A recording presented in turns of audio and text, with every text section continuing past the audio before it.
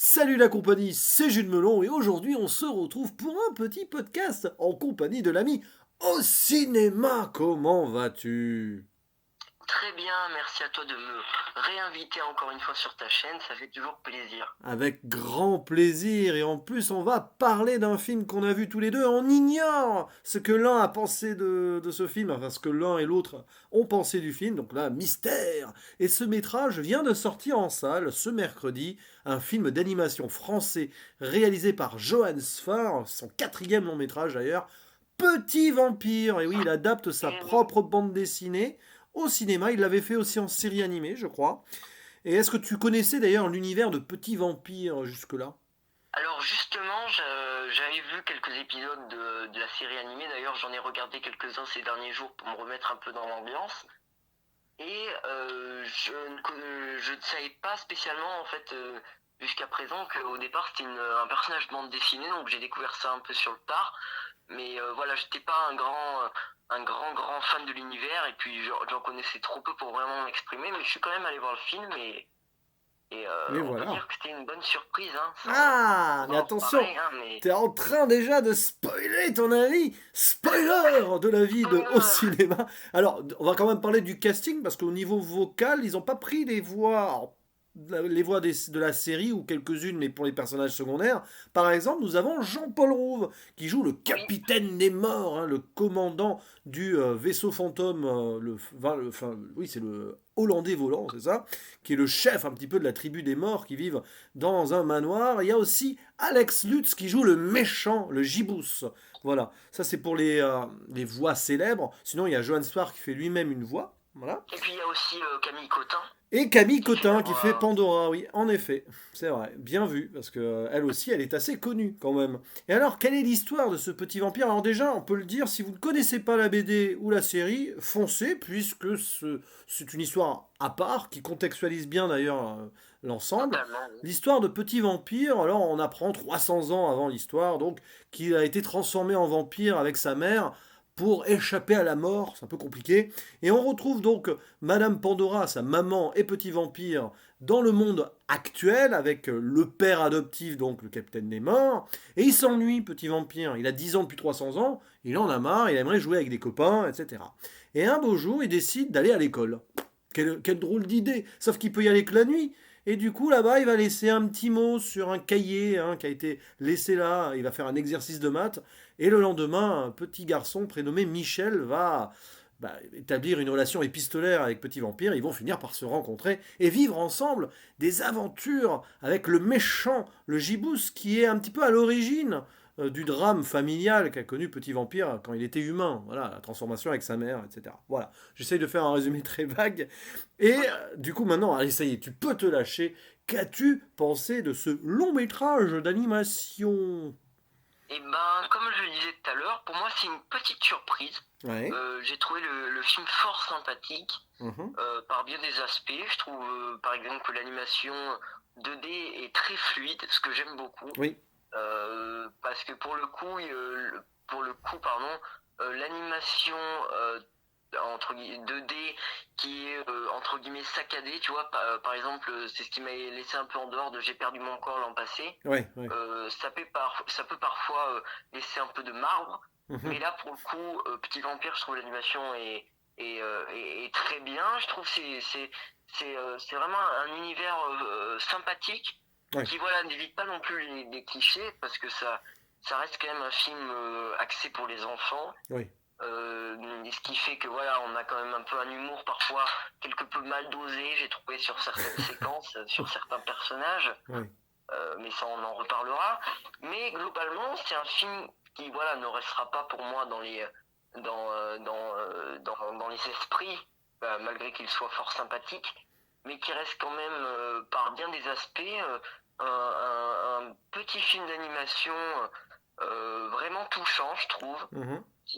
Voilà, je trouve que Johan Sfar, le réalisateur, a vraiment donné sa personne pour faire le film. Ça se ressent déjà parce que je crois que Petit Vampire est un personnage qu'il a depuis qu'il est tout petit, parce qu'il est Oui. lui-même orphelin. Donc c'est intéressant de savoir que voilà, il traite aussi tout cet aspect-là avec le personnage de Michel qui est un petit orphelin. Oui. qui vit avec ses grands-parents. Et c'est vrai que voilà, je trouve que Johan Sfar a pris du plaisir à faire ce film et ça se ressent et ça fait du bien. Ouais, c'est son bébé, hein, Petit Vampire, hein, ça se sent. Et là, il avait envie vraiment de l'adapter au cinéma. Alors, sa BD la plus connue et celle qui est la plus populaire, c'est Le Chat du Rabbin, qui a déjà eu un film d'animation que j'ai Oui, pas qui vu a déjà d'ailleurs. eu un film d'animation dont je me souviens assez vaguement, je vais pas le cacher. Voilà. Et là, il est content, hein. J'ai vu quelques interviews de lui. Il est vraiment ravi de pouvoir proposer ça aux enfants, et pas que, aux plus grands également. Et personnellement, oui, une petite surprise aussi très positive, hein, que ce Petit Vampire. J'ai passé un bon moment. Tu parlais de l'animation qui est très fluide pour de la 2D, avec les traits de crayon, ça rend l'ensemble encore plus organique, j'ai envie de dire. C'est Oui, un beau travail des décors quand même, parce que ça a l'air simple, comme ça, les petits personnages. On le voit quand ils dessinent face caméra, c'est très facile à dessiner. Mais alors, tout ce qui est le background, par exemple les tableaux ou le bateau, ou tout ce qui se passe un petit peu dans le ciel, sans en dire plus, c'est quand même pas mal. Il y a du gros travail d'animation derrière. Je pense qu'il a dû s'entourer aussi de personnes au niveau de l'ordinateur, des ordinateurs pour pouvoir mettre ça en place quand même. oui, Et bien sûr, oui. alors, au-delà de l'animation, l'histoire est assez simple. Euh, Oui, et le défaut du film pour moi, c'est la fin qui est très précipitée. C'est dommage parce que à la fin, ça arrive, bam, allez, il y a une bah, conclusion qui est assez échevelée et bon, on perd un est-ce petit que peu en intimisme à ce moment-là. en fait le souci aussi du film, c'est qu'il en met beaucoup. Oui, Et oui, pour oui, 1h20 de film, oui, voilà, dédicace à notre ami Nico Ciné, générique compris, c'est ça. voilà, tout ne peut pas rentrer. Et c'est vrai Oui, que je trouve que la fin est un peu rentrée ah bah, de force, c'est-à-dire que c'est voilà, ça. ils se sont dit on va caser les 5 dernières minutes pour vraiment faire cette fin. Et puis Oui, voilà, mais sinon, tout le début du film, tout le début, donc tout ce qui va envelopper la relation donc entre Petit Vampire et Michel, donc comme tu disais, ils vont se rencontrer grâce au fait que du coup Petit Vampire vient la nuit pour écrire dans le cahier, et oui, Michel va, voilà, qui est très bien, qui n'est pas sans rappeler d'autres films. oui. Mais je trouve voilà en fait c'est un film qui ne révolutionne absolument rien Ah non, non. on a vu plein de choses qui font son tout qu'on a vu déjà des centaines de fois mais je trouve que il arrive tu vois à toucher et à être finalement étonnant et c'est ce qui est beau je trouve. Oui, puis alors l'histoire finalement elle est secondaire, donc c'est pour ça que cette conclusion, bah, oui, ça fait précipiter parce qu'il a pris le temps enfin, faire monter l'exposition des personnages et de mettre leurs liens en avant, ce qui est très bien. Du coup, le film manque peut-être 10 minutes avant le final pour quand même bien résoudre l'ensemble. Du coup, le méchant est un peu anecdotique, quoique sa résolution finale est intéressante, mais elle arrive un petit peu rapidement. Mais du coup, ça peut parler aux adultes aussi, parce qu'il y a des thématiques profondes hein, sur bon, l'amitié. Tu peux avoir une certaine nostalgie en regardant ce film, de te rappeler ton enfance, de tes amis d'enfance, etc. Presque d'un début d'adolescence, surtout pour Petit Vampire. Ça fait quand même 300 ans qu'il a 10 ans, donc il a une maturité d'enfant. C'est compliqué, quoi. C'est difficile Oui, à imaginer. Et puis alors, il y a aussi une lecture adulte sur le cinéma. Oui, ce film est une déclaration d'amour au cinéma oui, surtout au cinéma d'horreur. Il y a quand même des véritables références à des films de la Hammer notamment, avec Christopher Lee, des citations, voilà. On en voit même presque quelques extraits vite faits en fond, puisqu'ils ont un ciné-club, les monstres. oui, Et donc c'est amusant parce que ça donne presque envie de découvrir certains films, voilà, un petit peu underground, assez méconnus finalement aujourd'hui du grand public. Donc Johan Sfar, il a voulu mettre le cinéma en background. Il a même un moment, je ne sais pas si tu t'en es rendu compte, où il fait une auto-référence à son film Gainsbourg Vie héroïque quand il passe dans un tableau. On voit Gainsbourg et Brigitte Bardot, je crois, dans un tableau, parce qu'à un moment, ils se font un cache-cache dans les tableaux, ils passent dans plein de monde. J'aurais adoré que ça soit plus développé, ça d'ailleurs. oui. D'ailleurs, on y reviendra peut-être en partie spoiler là-dessus pour quelque chose. Et voilà, il y a quand même des belles choses et des petits hommages comme ça. Donc même un adulte qui peut trouver le temps long parfois, eh ben, peut trouver son compte. Et après, bon, comme tu l'as dit, l'humour, bon, c'est très pipi caca popo, notamment avec Marguerite, hein. Oui, Hein. et voilà, et puis ce chien Ah, le chien, extraordinaire. à l'accent Ah ouais, vaudois Ouais. fort discret. C'est ça, bonjour, je Euh, m'appelle Fantomate. Et alors, à un moment, il fait une référence en parlant d'une fille et tout. Allez, arrête avec la gonzesse. Bon, oui. pas très Et fin, puis, quoi. ouais, c'est vrai qu'il y a certaines répliques qui sont Ah pas très oui. fines, comme par exemple, tu vois, quand Michel est sur le bateau pirate et qu'il dit Madame, je peux courir sur vous? Et Ouais. qu'elle dit c'est fait pour ça. Oui, bon, ah, c'est C'est un pas peu dans le là, politiquement correct. ok. C'est vrai que c'est un peu bizarre sorti du contexte. Mais le chien, quand même, bah, il est Le touchant chien. parce que c'est le meilleur ami Oui, du petit vampire. Et quand il voit Michel débarquer dans la vie de petit vampire, il est jaloux, le chien. Il est même assez. Il est pas gentil, même le chien avec Michel. Une et sorte de. oui. C'est assez violent quand même. Ça m'a fait marrer, Fantomate. Oh, alors, Et, je le c'est vrai sens qu'en pas, fait, ce Michel, je le sens pas, il va nous trahir. c'est vrai que tous ces personnages en fait qui sont voilà malgré ils sont fort sympathiques, t'arrives vraiment à t'attacher à eux. Ouais. Marguerite, le personnage est loufoque aussi, donc Oui. finalement voilà il est assez attachant. Et le crocodile aussi dont j'ai Claude. oublié Le le nom, crocodile ah s'appelle oui, Claude. Claude, Ouais. qui est très drôle aussi. Qui a un Et, accent et- un petit accent ch'ti, non? Si je me trompe pas, le crocodile, je crois. et oui, C'est dans comme ce monde, Ophtalmo, le monstre avec des yeux bizarres, là, qui a un accent à martiniquais. Voilà. Bon, et oui, tous les fantômes et les monstres dans cet univers ont des accents. c'est bizarre le crocodile qui a un accent ch'ti, quand même. Enfin, ça renforce ce côté burlesque. En même temps, ce sont des monstres, bon, voilà. Mais ils sont Oui, mignons, c'est ces sûr que monstres. c'est sûr que c'est marrant parce que voilà, tu as aussi cette thématique, je trouve, de voilà que les monstres sont comme nous, tu vois, entre guillemets. Oui, C'est-à-dire exactement. qu'ils Oui. sont là, ils font leur ciné-club, Bah oui. Ils voilà, s'ennuient comme nous, ils s'amusent comme nous.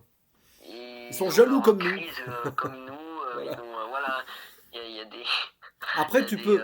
Après, il y a aussi la jalousie potentielle entre Pandora et la femme du bateau, on va l'appeler comme ça, la figure de proue. Bon, c'est amusant, quoi.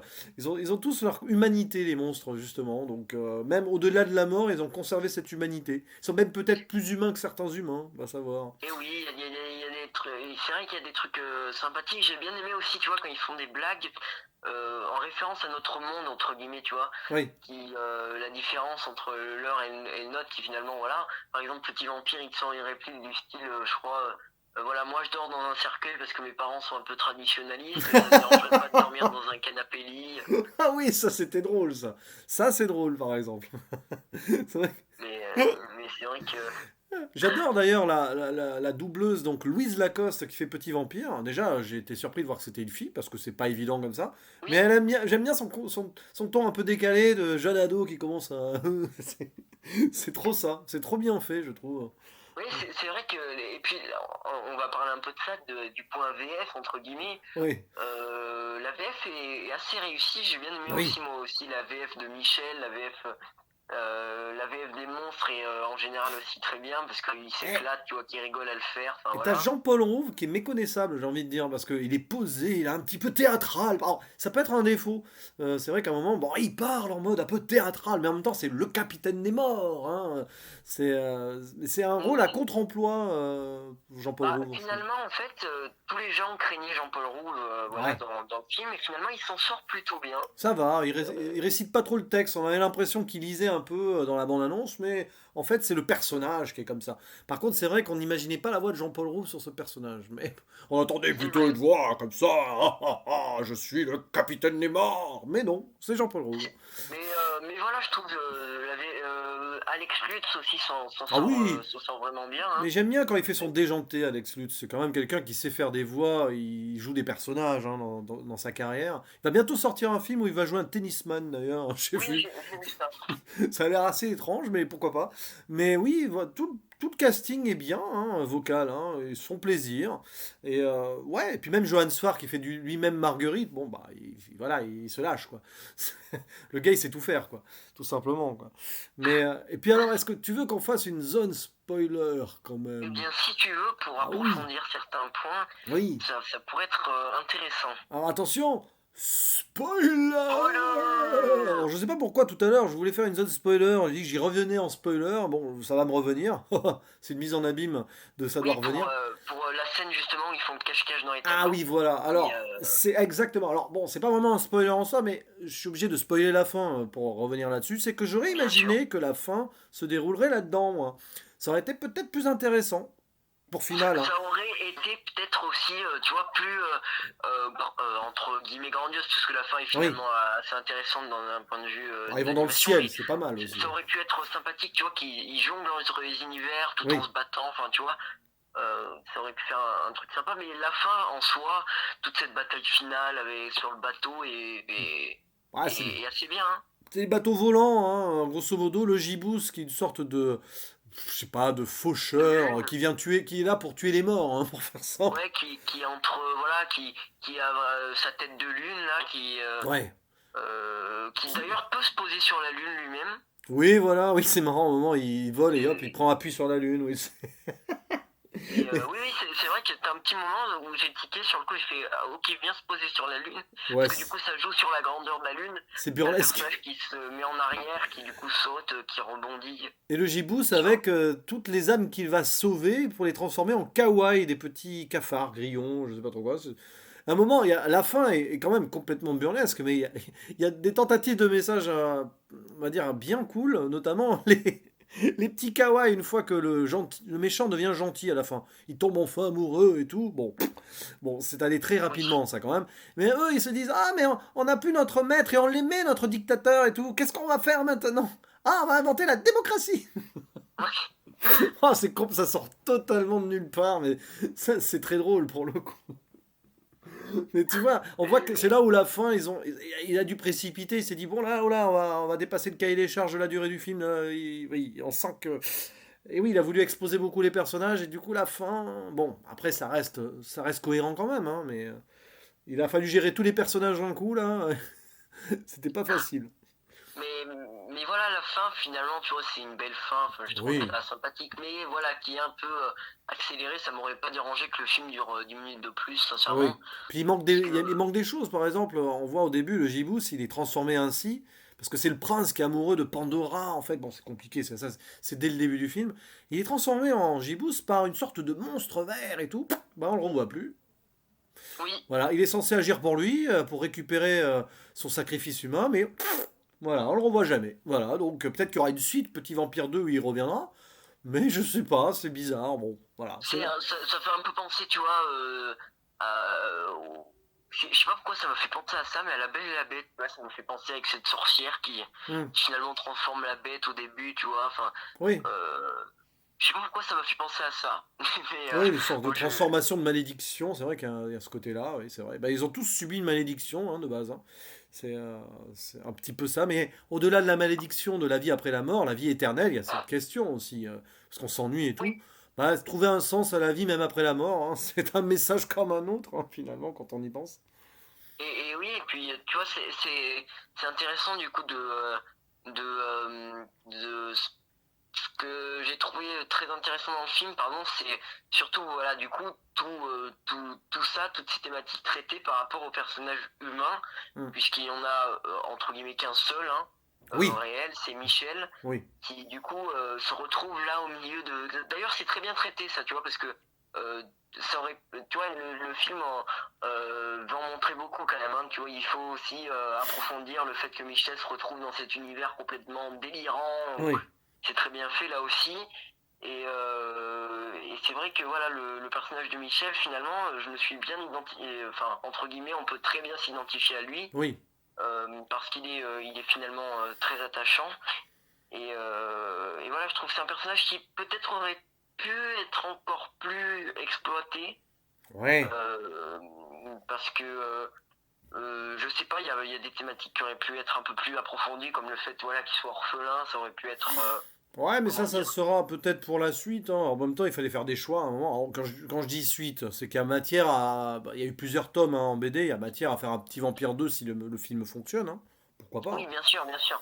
Donc, Mais c'est vrai que voilà, au final, tous les personnages sont assez attachants, même Petit Vampire, c'est ça qui est fort dans les films en général, c'est quand tu arrives à t'attacher à des personnages qui sont totalement différents de toi, tu vois, par exemple, Michel qui est orphelin alors qu'on l'est pas, enfin tu vois, Oui. petits vampires ce sont des monstres, finalement tu arrives à retrouver des points de leur personnalité qui finalement sont un peu comme nous, donc voilà, Ouais, ouais. je trouve vraiment que c'est un petit film d'animation fort sympathique. Alors, attention, on va refermer la zone spoiler. Voilà. Très belle J'ai transition. refermé la zone spoiler comme si j'avais refermé le cercle d'un cercueil. Là. Le couvercle d'un cercueil. Voyons, dis pas de bêtises, Jules Melon. Et du coup, on va conclure par ta note et puis ton mot de fin sur ce petit vampire.